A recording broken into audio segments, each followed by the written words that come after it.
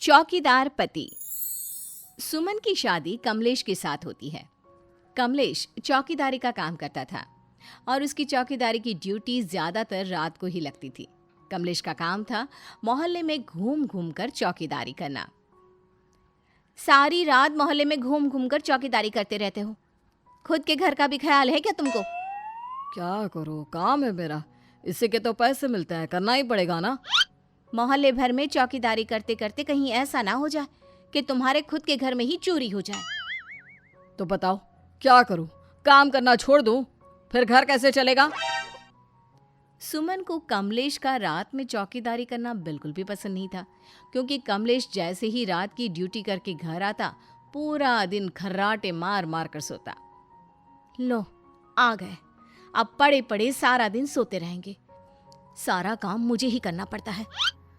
अरे ओ सुमन, जरा जल्दी से खाना तो खिला दो भाई, पूरी रात ड्यूटी करके आया हूँ, नींद आ रही है। बबलू की किताबें खरीद कर लानी है, वो कौन लेकर आएगा अगर तुम सो जाओगे तो? अरे बहुत नींद आ रही है, मैं सोने जा रहा हूँ। ये पकड़ो पैसे और किताब तुम लेकर आ जाओ। कैसा आदमी है, काम का ना धाम का, दुश्मन अनाज का, सारा दिन खर्राटे मार मार कर सोता रहता है। कुछ दिनों के बाद जब कमलेश अपनी ड्यूटी करके घर आता है, जानते भी हैं सारे शहर की चौकीदारी करते हैं आप, लेकिन कल रात को घर के बाहर रखी हुई बबलू की साइकिल चोरी हो गई। अरे इतनी हिम्मत किसकी, चौकीदार के घर के बाहर से चोरी करके चला गया? आज से पहले तो कभी इस मोहल्ले में चोरी नहीं हुई। अब चोर को थोड़ी ना पता होगा कि ये चौकीदार का घर है। तुम घर का सामान जरा अंदर रखा करो, देखो मैं रात को घर पर नहीं रुक सकता, तुम्हें ही ध्यान रखना पड़ेगा। सुमन इस बात पर कमलेश से नाराज हो जाती है। 2 दिन के बाद, रात को आंगन में कपड़े सुखाए थे, तुम्हारी 2 शर्ट गायब है, लगता है चोरी हो गई।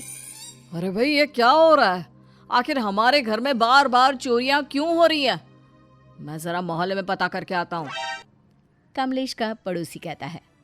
अरे कैसे हो कमलेश भैया, बहुत दिनों के बाद नजर आए, रात भर ड्यूटी करते हो और दिन में आराम, नजर ही नहीं आते। अरे भैया क्या बताएं। अच्छा एक बात तो बताओ, क्या अपने मोहल्ले में आजकल चोरियां हो रही हैं? कैसी बात कर रहे हो, आज से पहले कभी यहाँ चोरी हुई है जो अब होगी? अरे सब शांति है भैया। लेकिन मेरे घर से तो आए दिन कोई ना कोई सामान गायब होता ही रहता है। अरे ये तो बहुत कमाल की बात बताई, चोर तुम्हारे घर से ही सामान क्यों चुराता है? कुछ दिन और इसी तरह से गुजर जाते हैं। कमलेश अपनी नाइट ड्यूटी करता रहता है और फिर एक दिन, अरे देखो तो घर के बाहर से फिर से सामान गायब हो गया। मैं तो कहती हूँ आप रात की नौकरी करना ही छोड़ दो। एक बात समझ में नहीं आई, ये चोर हमारे घर ही क्यों आता है? मैंने मोहल्ले में पता किया है, किसी के यहाँ कोई चोरी नहीं हुई। वो सब मुझे क्या पता, लेकिन अगर इसी तरह चोरियां होती रही ना तो एक दिन हमारे घर का सारा सामान गायब हो जाएगा। ठीक है, आज मैं ड्यूटी पर नहीं जाता, देखता हूँ कौन है ये जो रोज हमारे घर चोरी करता है। कमलेश पूरी रात अपने घर के बाहर बैठा रहता है, लेकिन कोई चोर चोरी करने आता ही नहीं। सुबह के बाद, अरे क्या हुआ, सुबह हो गई, आप अभी तक घर के बाहर ही बैठे हैं? आज मैं ड्यूटी पर नहीं गया तो कोई चोर आया ही नहीं। ऐसा लग रहा है जैसे चोर को खबर लग गई। खबर नहीं लग गई, घर में रहोगी तो चोरी नहीं होगी, समझे? फिर वही बात, तुम समझती क्यों नहीं? मेरा काम ही ऐसा है, मुझे रात को घर से बाहर रहना ही पड़ेगा। अगली रात जैसे ही कमलेश ड्यूटी पर जाता है, उसके घर में फिर से चोरी हो जाती है और कुछ सामान गायब हो जाता है। एक बात मेरी समझ में नहीं आती, इस चोर को परेशानी किससे है? आखिर इसे पता कैसे चलता है कि मैं घर पर नहीं हूँ? भगवान जाने, लेकिन अभी भी वक्त है, आप ये रात की चौकीदारी की नौकरी छोड़ दो, कोई और काम कर लो। अरे नहीं मिलती कोई और नौकरी, क्यों मेरी जान खा रही हो? कमलेश परेशान होकर अपने पड़ोसी के पास जाता है और उसे सारी बात बताता है। भाई मुझे तो दाल में कुछ काला लगता है। क्या कहना चाहते हो? तुम्हारे घर पे होने की खबर तो सिर्फ तुम्हारी बीवी को ही होती है, और किसी को तो होती नहीं, फिर चोर को कैसे पता चल जाता है? तुम मेरी बीवी पर शक कर रहे हो?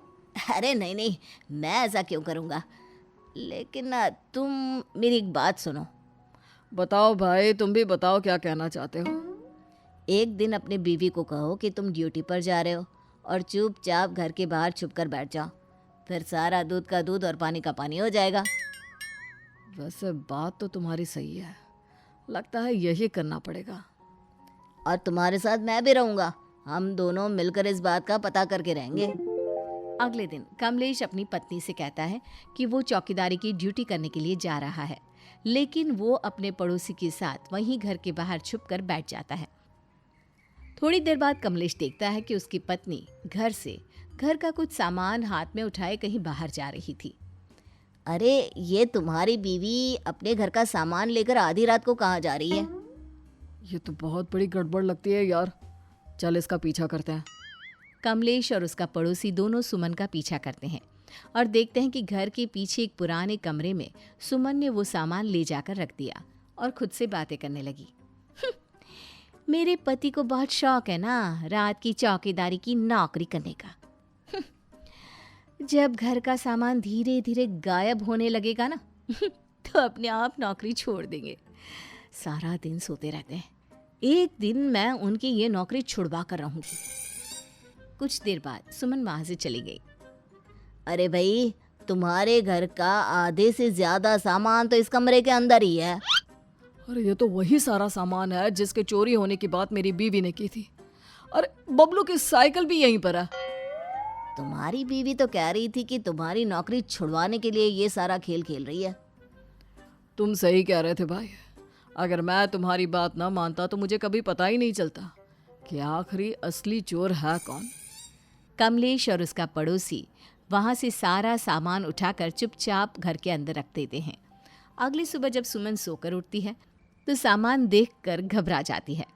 अरे, ये सारा सामान यहाँ पर कैसे आ गया? कमलेश, लगता है चोर को तुम पर दया आ गई और खुद ही यहाँ रख कर चला गया। देखो। हाँ, ये भी बात है, लेकिन ऐसा कैसे हो गया? मुझे क्या पता। अब तुम खुद सब साफ साफ बताओगी या मैं ही बता दूं? तुम्हारी नौकरी छुड़वाने के लिए मैंने ये सब किया था, लेकिन तुम्हें कैसे पता चल गया? चौकीदार हूँ, चौकीदार पति सब पता कर सकता है कि चोर कौन है, समझी?